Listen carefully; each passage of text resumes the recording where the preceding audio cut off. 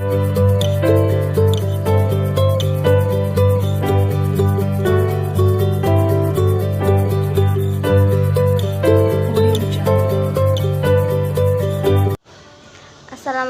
warahmatullahi wabarakatuh. Perkenalkan, nama saya Nurhilya Fajrianti, Prodi Pendidikan Geografi kelas B. Nah, kali ini saya akan menjelaskan tentang profesionalisme seorang guru. Sebelum kalian nonton videonya, jangan lupa like, comment, and subscribe. Pertama, yaitu pengertian profesionalisme guru. Profesionalisme berasal dari kata profesi yang berarti jabatan. Orang yang profesional adalah orang yang mampu melaksanakan tugas jabatannya secara mumpuni, baik secara konseptual maupun aplikatif. Guru yang profesional adalah guru yang memiliki kemampuan mumpuni dalam melaksanakan tugas jabatan guru. Reborn mengemukakan 6 cara karakteristik profesionalisme seorang guru, yaitu 1. Pemahaman dan penerimaan dalam melaksanakan tugas. 2.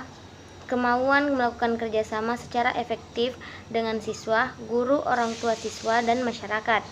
Ketiga, kemampuan mengembangkan visi dan pertumbuhan jabatan secara terus-menerus. Keempat, mengutamakan pelayanan dalam tugas. 5. Mengarahkan, menekankan, dan menumbuhkan pola perilaku siswa. Serta 6. Melaksanakan kode etik jabatan. Sementara itu, Glickman memberikan ciri profesionalisme guru dari 2 sisi, yaitu kemampuan berpikir abstrak dan komitmen. Guru yang profesional memiliki tingkat berpikir abstrak yang tinggi, seperti mampu merumuskan konsep, menangkap, mengidentifikasi, dan memecahkan berbagai macam persoalan yang dihadapi dalam tugas, dan juga memiliki komitmen yang tinggi dalam melaksanakan tugas. Komitmen adalah kemauan kuat untuk melaksanakan tugas yang didasari dengan rasa penuh tanggung jawab. Secara garis besar, kegiatan pengembangan profesi guru dapat dibagi ke dalam 3 bagian, yaitu yang pertama, pengembangan intensif atau intensive development adalah bentuk pengembangan yang dilakukan pemimpin terhadap guru yang dilakukan secara intensif berdasarkan kebutuhan guru. Kedua, pengembangan kooperatif atau cooperative development adalah suatu bentuk pengembangan guru yang dilakukan melalui kerjasama dengan teman sejawat dalam satu tim yang bekerja sama secara sistematis. Ketiga, pengembangan mandiri atau self-directed development adalah bentuk pengembangan yang dilakukan melalui pengembangan diri sendiri. Bentuk ini memberikan otonomi secara luas kepada guru yang berusaha untuk merencanakan kegiatan, melaksanakan kegiatan, dan menganalisis balikan untuk pengembangan diri sendiri. Aspek-aspek kompetensi guru profesional terdiri dari 4 bagian. Yang pertama yaitu kompetensi pedagogik, yang kedua kompetensi kepribadian, yang ketiga kompetensi profesional, dan keempat kompetensi sosial.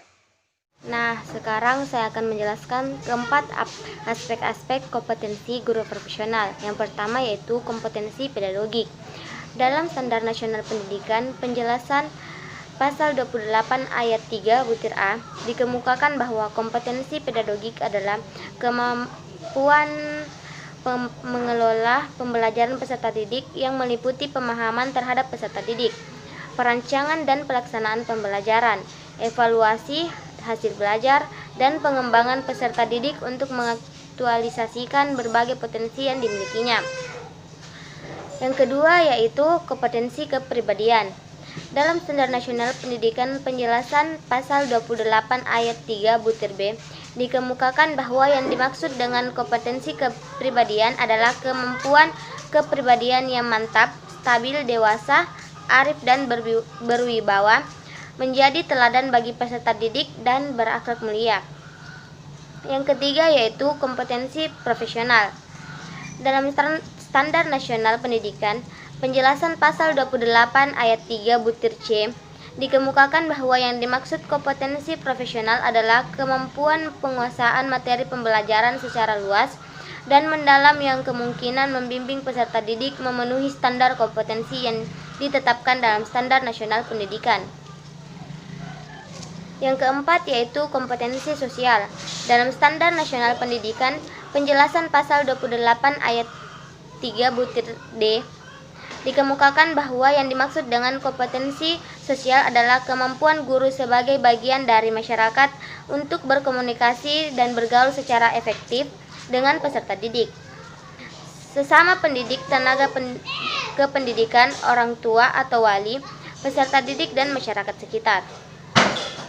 Nah, berdasarkan dari penjelasan yang telah saya uraikan tadi, dapat disimpulkan bahwa mutu guru dapat diramalkan berdasarkan 3 kriteria. Yang pertama, presek, yang kedua, proses, dan yang ketiga, produk yang memiliki unsur-unsur. Yang pertama, presek atau tanda-tanda kemampuan profesi keguruan yang terdiri dari unsur-unsur: 1. Latar belakang pre-service dan in-service guru. Yang kedua, pengalaman mengajar guru.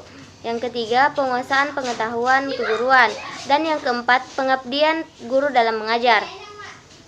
Yang kedua yaitu kriteria proses atau kemampuan guru dalam mengelola dan melaksanakan proses belajar mengajar. Terdiri dari 1. Kemampuan guru dalam merumuskan rancangan proses pembelajaran atau RPP. 2. Kemampuan guru dalam melaksanakan praktik atau mengajar di dalam kelas. 3. Kemampuan guru dalam mengelola kelas.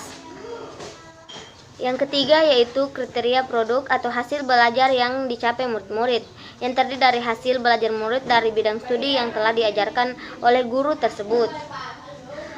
Unjuk kerja guru menurut Departemen Pendidikan dan Kebudayaan dan Johnson mencakup 3 aspek, yaitu pertama, kemampuan profesional, 2. Kemampuan sosial, dan ketiga, kemampuan personal atau pribadi.